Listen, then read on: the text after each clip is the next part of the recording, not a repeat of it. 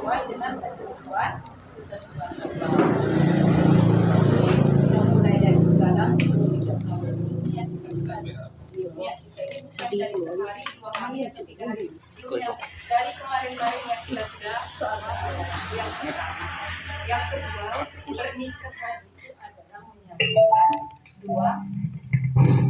menyatukan dua kutub yang berbeda, menyatukan dua insan yang memang betul-betul berbeda, baik dari segi jenis kelaminnya sudah berbeda, baik dalam segi karakternya, sifatnya, wataknya, ataupun sikapnya, bahkan juga hobinya berbeda. Jadi di dalam pernikahan itu disatukan, perbedaan itu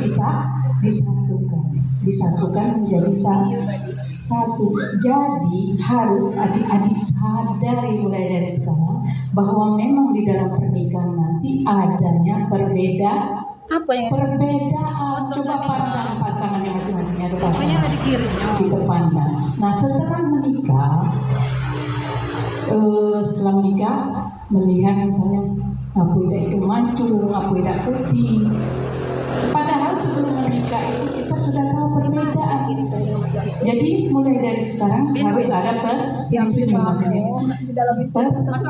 itu harus kita sadari.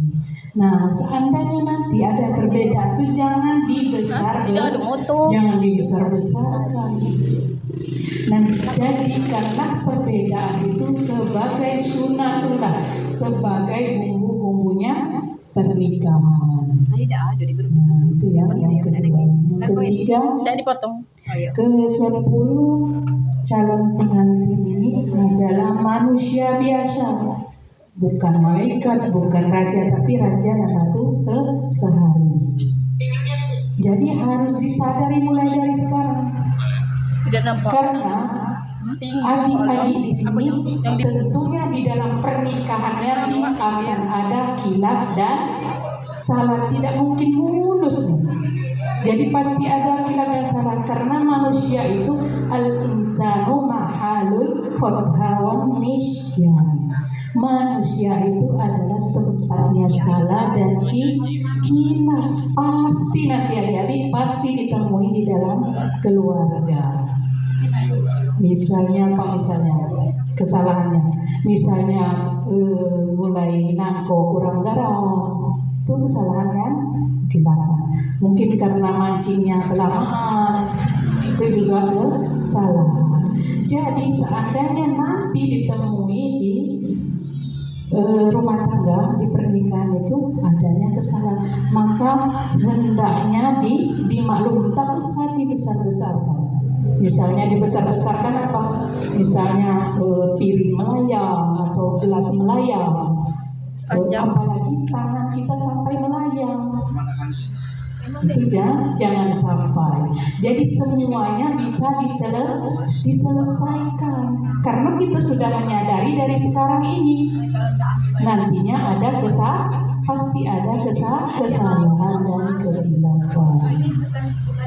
Jadi itu yang ketiga. Karena kita belajar 12 sampai nyebut ya. Nah, yang keempat ini yang terakhir, harus disyukuri pernikahan. Cara mensyukuri pernikahan adalah saya bersyukur mendapatkan suami yang ganteng, istri yang cantik.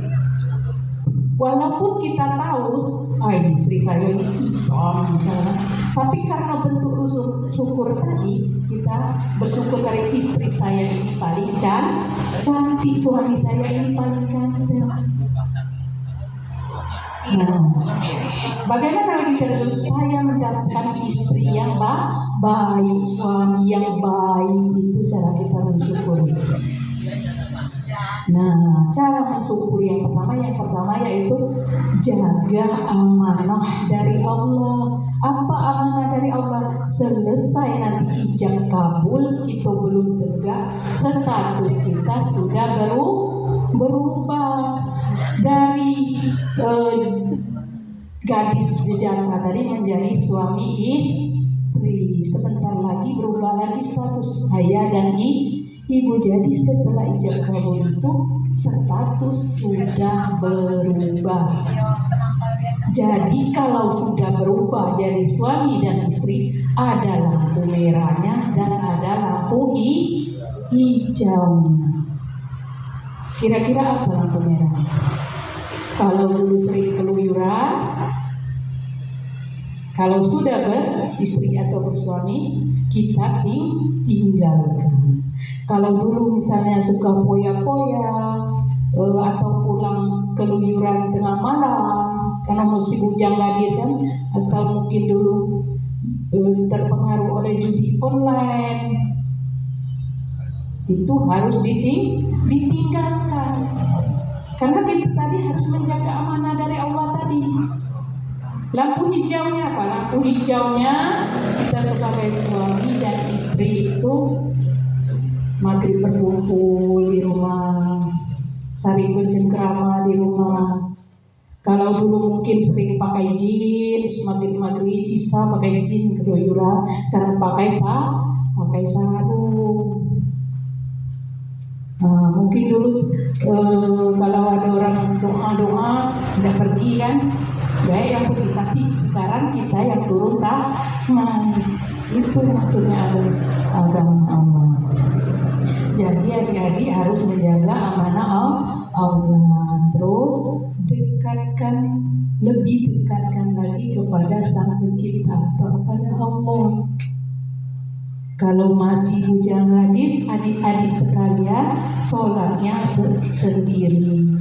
Nah, setelah menikah sholatnya berdua. Kalau masih bujang gadis jauh dari Al-Quran, lebih dekatkan lagi mengaji sama-sama. Nah, itu cara kita mendekatkan kepada Allah. Jadi adik-adik sekalian, karena waktu kita sudah habis ya. Jadi pesan saya untuk adik-adik sekalian, mohon dipahami nantinya setelah seandainya ini kan sudah ijab kabul, sudah resepsi, yang KTP-nya itu belum dirubah, silakan langsung dirubah ke Capil. Mungkin statusnya sekarang kan masih perawan, yang masih perawan cepat-cepatnya mungkin kan masih janda atau apa, itu harus dirubah di Capil secepatnya. Jadi mungkin itulah yang dapat saya sampaikan. Lebih dan kurang saya mohon maaf. Saya akhiri Wassalamualaikum warahmatullahi wabarakatuh. Nikmat. Ini cak mana, Mak? Dilanjutkan dengan Mbak Nikmat.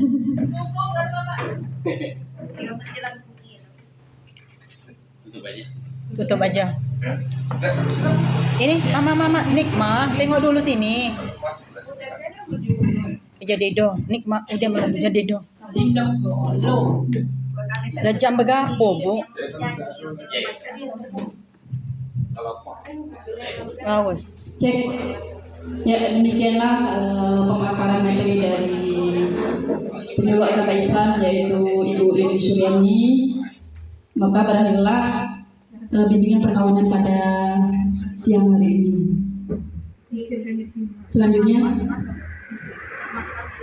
Selanjutnya penutupan yang langsung akan ditutup oleh Bapak Kepala KUA pada Bapak Harun SAGMH, dipersilakan. Baik, terima kasih. Assalamualaikum warahmatullahi wabarakatuh. Waalaikumsalam warahmatullahi wabarakatuh. Rekan yang kami hormati, adik-adik sekalian, calon pengantin yang kami hormati, syukur alhamdulillah dalam kesempatan ini kita sudah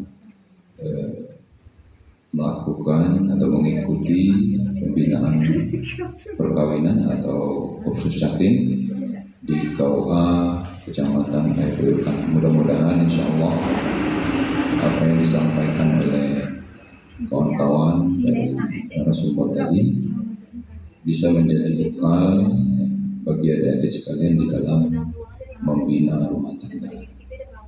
Karena harapan kami membina rumah tangga itu bukan hanya sementara, tapi kalau bisa itu selama-lamanya. Ya. Kalau bisa sampai mau memisahkan. Ya. Jangan pula nanti beberapa bulan sudah ngangkat lagi ke KUA mau bisa, dan itu yang tidak kami inginkan. Ya.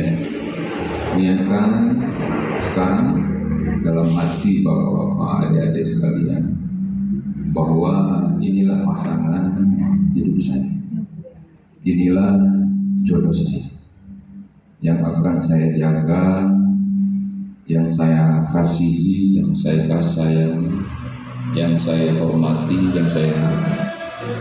Oleh sebab itu memang Mana mati kah perekamannya? Merekaman. saya tidak memberikan rumah tangga yang